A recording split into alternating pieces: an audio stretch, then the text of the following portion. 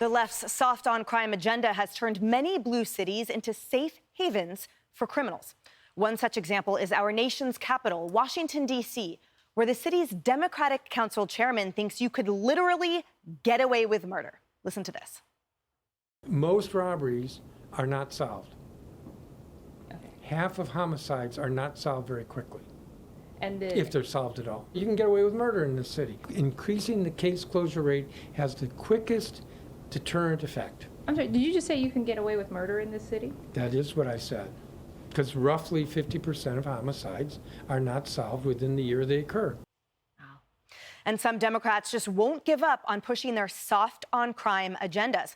State lawmakers in California are now trying to pass a bill which would require judges to consider race when deciding prison sentences. That bill reads in part, quote, "It is the intent of the legislature to rectify the racial bias that has historically permeated our criminal justice system, as documented by the California Task Force.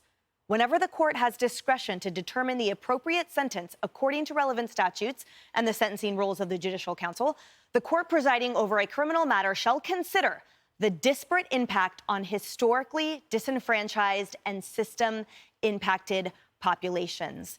Harris, I heard you react during the intro. Yeah, I mean, when you can't solve a problem, whether it's violent crime or whatever, play the race card. I mean, when are we as a nation going to stop tolerating this? Because there are some areas where race is a consideration. So what are you going to tell the criminals who are black? We're not going to hit you on the head with a sentence so hard. They're going to try to fight crime by bargaining, by negotiating based on skin color. Oh, your penalty won't be as great if you're somebody of color and you commit this crime. We're already doing that and creating weakness among victims and strength among criminals. The colors are red, white, and blue, and green when we're successful.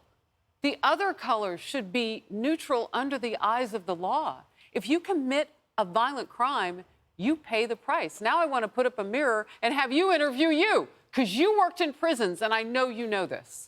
What happened to Justice is Blind? Well, this is the first thing that I thought. Not only is she now no longer blind, she's color obsessed. I mean, this is absurd. We have to have the statute cleanly and clearly interpreted. If you cross the line, you have to do the time. We need the deterrence.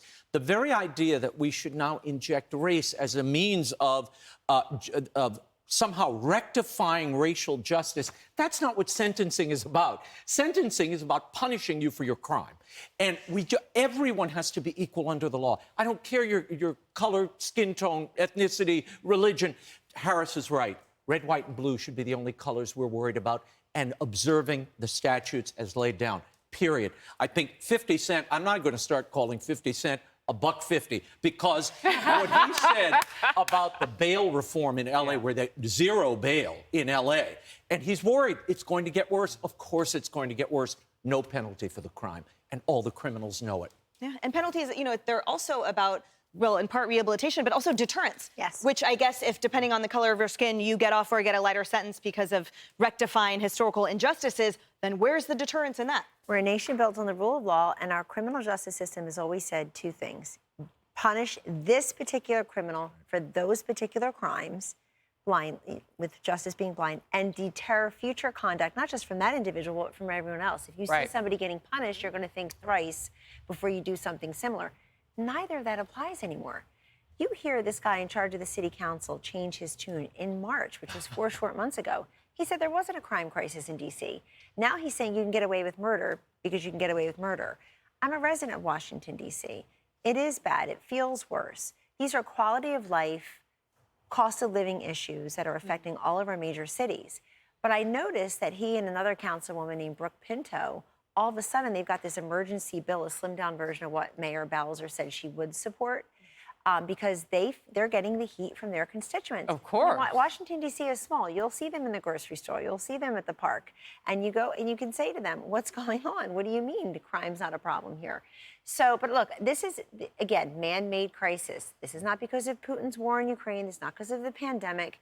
This is because we have out-of-control district attorneys who should be household names, people like Larry Krasner in Philadelphia, people like Alvin Bragg here in New York, Kim Foxx in Chicago. The list goes on and on. They look the other way when people commit crimes. They make excuses for the criminals. They make the victims feel re-victimized. Oh.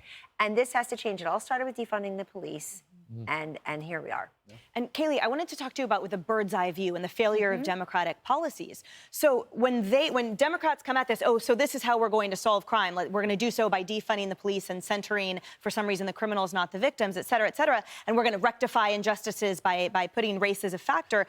A 1-year increase in average years of schooling, education, reduces property and violent crimes by up to 12%. 1 year of school on average reduces murder and assault by almost 30%. Car theft by 10%. The list goes on. So if they want to reduce crime in an equitable way that elevates those underserved communities, why don't they start with education? Yeah, we're doing nothing to solve the root of the problem, which is education. It's fatherless homes. It's instilling values in our children.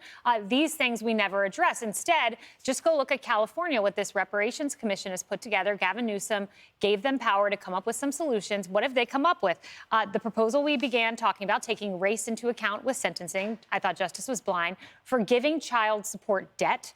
What kind of, only for Black residents, what kind of message does that send to children, to fathers about the importance of fatherhood? Reparations, which California can't pay for. The list goes on. Ending cashless bail, which 50 Cent had some very wise words about.